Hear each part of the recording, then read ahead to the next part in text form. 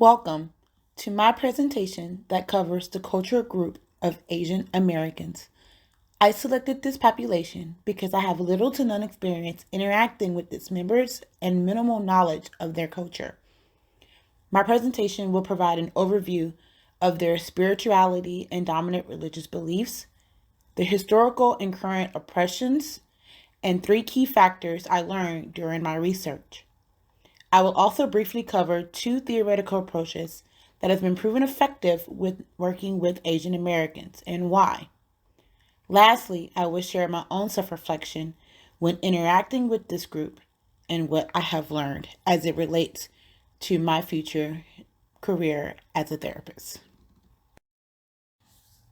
In regards to religious and spiritual practices, I found that one of the most dominant religions followed by Asians and Asian Americans are those of polytheistic beliefs, such as Hinduism. I attended the Mid-Autumn Festival, or Moon Festival, which is a harvest celebration in which Asian cultures believe the moon is at its brightest and fullest in correspondence with the harvesting. This celebration highlights Chang'e, the goddess of the moon, who is believed to have been sent to the moon after swallowing a pill that was meant as a gift from the goddess of Western Haven to her husband, Hu Yi, after he shot down 10 suns, leaving 1, therefore preserving the earth from scorching. Asian artists are highly influenced by their religious roots by incorporating multiple gods and spirits in their paintings, as with the presented painting titled 3 Spirits by Tisharan Sherpa. Sherpa was the featured artist at the Mid-Autumn Festival I attended at the Asia Society Texas Center. His expedition, known as Sherpa's Spirits, chronicles the personification of the Asian culture in the form of deities and spirits, depicting their loss of identity and disposition during migration, their struggle of active resistance to persecution, and their victory. Asian Americans have been subjected to persecution and discriminatory acts as early as the 19th century.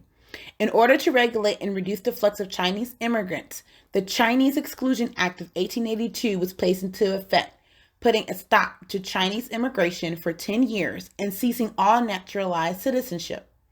In result of World War II, the Executive Order of 1966 encouraged racial profiling and permitted the incarceration and evacuation of approximately 110,000 Japanese descents. Outside of war, disease pandemics such as the SARS outbreak in 2003 and COVID-19 contributes to xenophobic behaviors. During the COVID pandemic, Asian Americans faced continuous discrimination and racial slurs. Racially termed the China virus by America's own active president at the time. Unfortunately, others followed suit with discriminatory acts and microaggressions. Over a 2-week span, over 1,000 hate crimes were reported amongst Asian Americans between March and April of 2020, and this number more than tripled by February 2021. Even in the mental health field, as therapists, Asian Americans faced with microaggressions being demonstrated onto them by their own clients. In a study conducted by Anders Wang in 2023, consisting of Asian therapists, their results show that these therapists experience a range of anti-Asian encounters, from outright xenophobic attacks such as exclusion from institutions, trainings, and being selected by clients and clients' parents, to being subjected to microaggressions by clients such as Asian fetishes, being viewed as incompetent due to culture, and hostility. The study measured the therapist's level of resilience, found that supportive factors such as practicing emotional regulation, support from other marginalized and therapists of color, and seeking therapy and counseling themselves helped the therapist to be able to continue to work with the client. And other findings did the therapist refer the client out. The 3 elements I learned about Asian Americans were their religious and spiritual beliefs, their history and present encounters of oppression and discrimination, and their lack of representation and likelihood to seek mental health services. These 3 components are significant to the culture because it shadows their cultural belief of collectivism, Whether it be a collective of gods, collectively persecuted, or the emphasis on family and leaning into one's culture for help, this is a people that suffers together yet triumphs together. They view each other as one whole, and when one falters, to them, it disrupts the whole. Therefore, this shows the need for more representation in the mental health field, not only to draw more in and receive the help they need, but also to be able to speak with someone who can empathize and understand their internal struggle and external barriers as part of the culture. It has been reported that marginalized groups such as Asian Americans are not likely to pursue mental health services, but also have an increased rate of ceasing services if they do.